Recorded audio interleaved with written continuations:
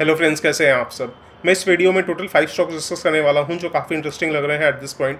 In fact last few weeks में मैंने काफ़ी सारे स्टॉक्स जो डिस्कस किए हैं वो ऑलरेडी काफ़ी भाग चुके हैं, बट स्टिल ये 5 स्टॉक्स ऐसे हैं जिनमें ऐसा लग रहा है कि अभी भी जान बाकी है।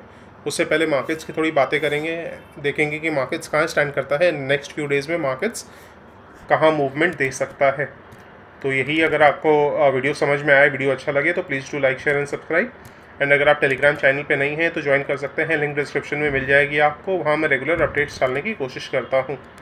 तो सबसे पहले आज मार्केट्स देखते हैं। FIIs आज 880 करोड़ के नेट बायर्स थे।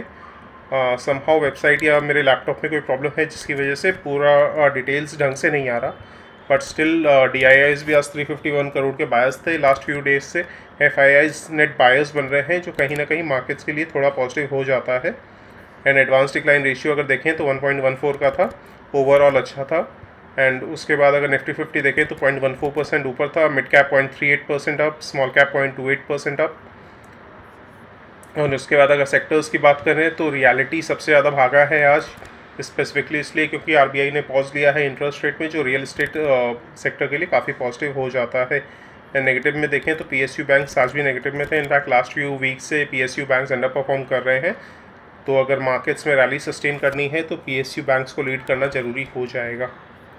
एंड उसके बाद अगर निफ्टी का डेली चार्ट देखें तो एक चैनल में मूव किया है, एक लो बनाया, अराउंड 16950 के आसपास सपोर्ट लिया। उसके बाद अच्छा नहीं बोलूँगा, 700 पॉइंट्स का अच्छा मूवमेंट दिया है, बट ये जो चैनल है इसको भी ब्रेकआउट नहीं कर पाया है। तो ये कहना मुश्किल है कि अभी ये रैली सस्टेन होगी या नहीं। अगर रैली सस्टेन करनी है तो स्पेसिफिकली जो इसका लास्ट हाई था 17,800 के आसपास, उसको ये ब्रेक करके अगर ऊपर सस्टेन करेगा तो कहीं ना कहीं ऐसा लगेगा कि markets next leg of rally के लिए रेडी हो जाएगा। बट हो सकता है अराउंड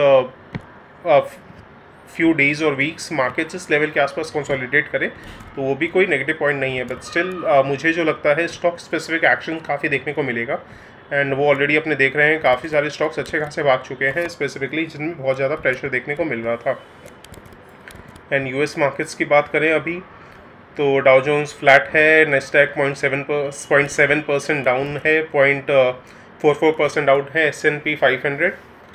तो as of now US markets भी कहीं ना कहीं कंसोलिडेशन मोड में ही है। एंड उससे पहले सबसे पहले IT सेक्टर की बात करते हैं। एक गार्टनर जो मैनेजमेंट कंसल्टिंग फर्म है वर्ल्ड वाइड, उसने बोला है कि जो IT स्पेंडिंग है वो 5.5% से बढ़ सकती है 2023 में। लास्ट मंथ ही इन्होंने बोला था कि अराउंड 2.5% बढ़ेगी, तो इसने अपनी जो IT स्पेंडिंग के फोरकास्ट है वो अपग्रेड की है।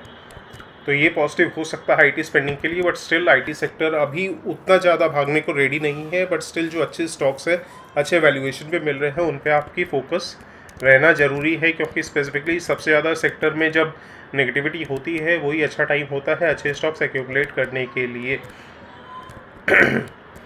तो उसके बाद पहला जो स्टॉक है जो मैं डिस्कस करने वाला हूँ आप लोगों के साथ, उसका नाम है सैटसॉफ्ट।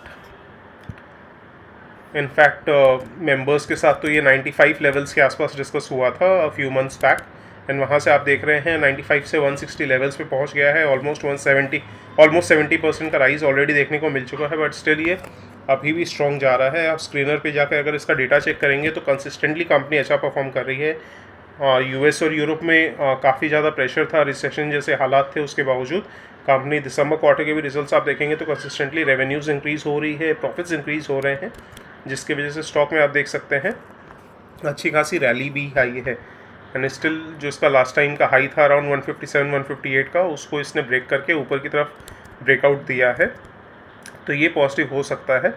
एंड नीचे आप देखेंगे तो वॉल्यूम्स भी काफ़ी हाई है, तो ये स्टॉक आपके फोकस में रह सकता है। आने वाले दिनों में इसमें अच्छी खासी रैली अभी भी देखने को मिल सकती है। एंड वैल्यूएशन अगर आप देखेंगे स्क्रीनर पे तो वैल्यूएशन अभी भी रीज़नेबल है।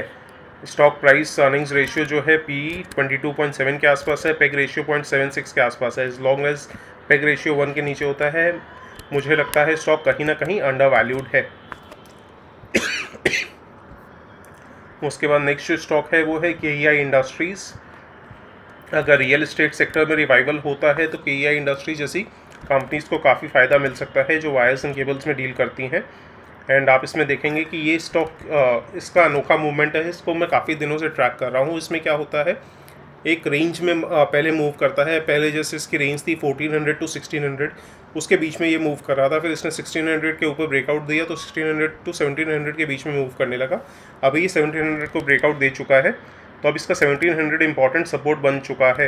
एंड अभी आप देख रहे हैं 1709 के आसपास ही प्राइस है, तो इस लेवल पे अच्छा रिस्क रिवॉर्ड रेशियो हो सकता है लॉन्ग टर्म में अपने पोर्टफोलियो में ऐड करने के लिए। एंड वैल्यूएशन अभी भी रीजनेबल है, एंड ओवरऑल सेक्टर को लेकर भी एनालिस्ट काफ़ी बुलिश है। एंड उसके बाद तीसरा जो स्टॉक है वो है टीटागढ़ वैगन्स। ये स्टॉक मेंबर्स के साथ तो रेगुलरली डिस्कस हुआ था, अराउंड 210 लेवल्स के आसपास से ही ये चैनल में मूव कर रहा था, बट इसने रिसेंटली ब्रेकआउट दिया है चैनल के ऊपर, जो पॉजिटिव हो जाता है। तो इसमें अगर ये वापस चैनल की लाइन को टच करता है, वो अब सपोर्ट का काम करेगा, जो अराउंड बन रहा है 275 टू 76 लेवल्स के आसपास। तो इस लेवल के आसपास टीटागढ़ वैगन्स काफ़ी इंटरेस्टिंग लग रहा है।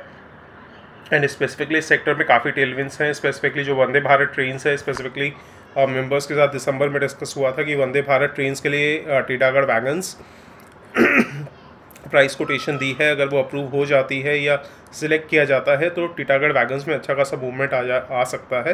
एंड टचवुड वैसा ही हुआ। एंड अभी अगर आपको 275 लेवल के आसपास मिले तो अच्छा रिस्क रिवॉर्ड रेशियो हो जाएगा। एंड उसके बाद जो स्टॉक है AIA इंजीनियरिंग, इसमें मैंने कुछ वीडियो पहले भी बनाया था कि इसने कप एंड हैंडल पैटर्न का ब्रेकआउट दिया है। इसकी जो नेकलाइन है वो अराउंड 2850 के आसपास है। अगर ये वापस उसको रिटेस्ट करता है, ऑलमोस्ट कर ही चुका है, 2895 इसका करंट प्राइस है, तो 2850 या 2830 से 2850 के आसपास अगर ये मिलता है तो रिस्क रिवॉर्ड रेशियो बहुत ही फेवरेबल हो जाएगा AIA इंजीनियरिंग के लिए। लास्ट जो स्टॉक है लोधा। इनफैक्ट रियलिटी सेक्टर में ऑलरेडी काफ़ी मूवमेंट देखने को मिल रहा है। जैसे गोदरेज प्रॉपर्टीज़ में आज शायद 8% से भी ज़्यादा मूवमेंट देखने को मिला है, तो रियलिटी सेक्टर काफ़ी अच्छा परफॉर्म कर सकता है आने वाले दिनों में भी।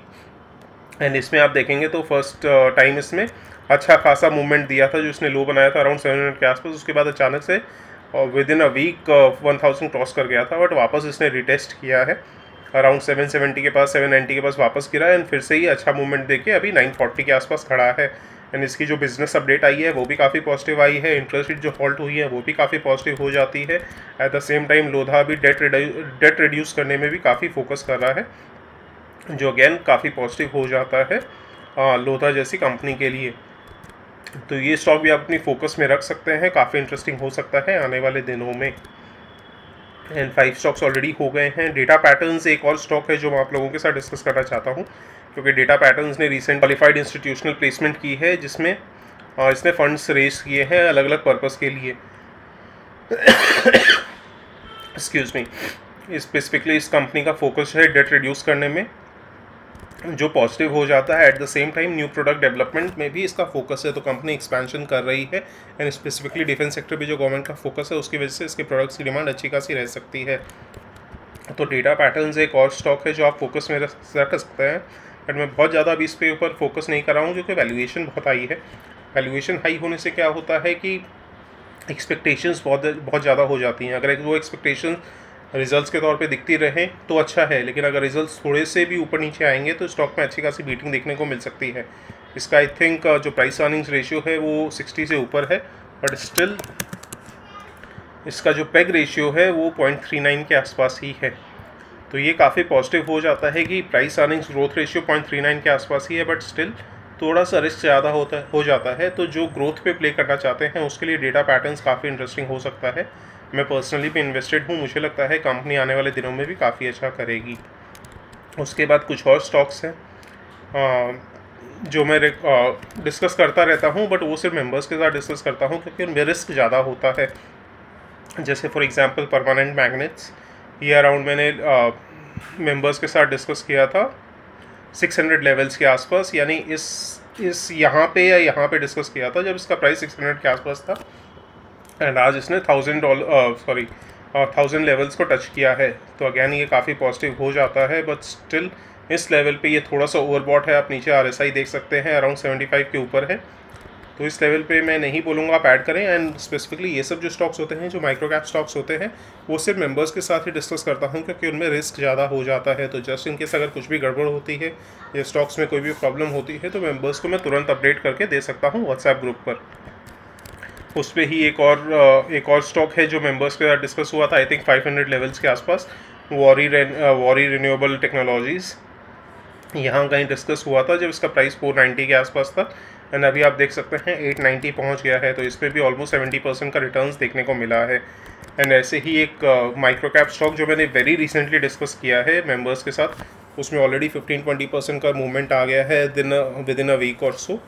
बट अगेन वो मैं आप लोगों के साथ फ्रीली डिस्कस नहीं कर सकता हूँ, क्योंकि रिस्क ज़्यादा हो जाता है। एंड ऑब्वियसली कुछ लोग अक्यूज़ भी कर सकते हैं कि मैं स्टॉक प्राइस को मैनिपुलेट करने की कोशिश कर रहा हूँ, but still number of followers अभी उतने ज़्यादा नहीं है कि मैं वो कर सकूँ।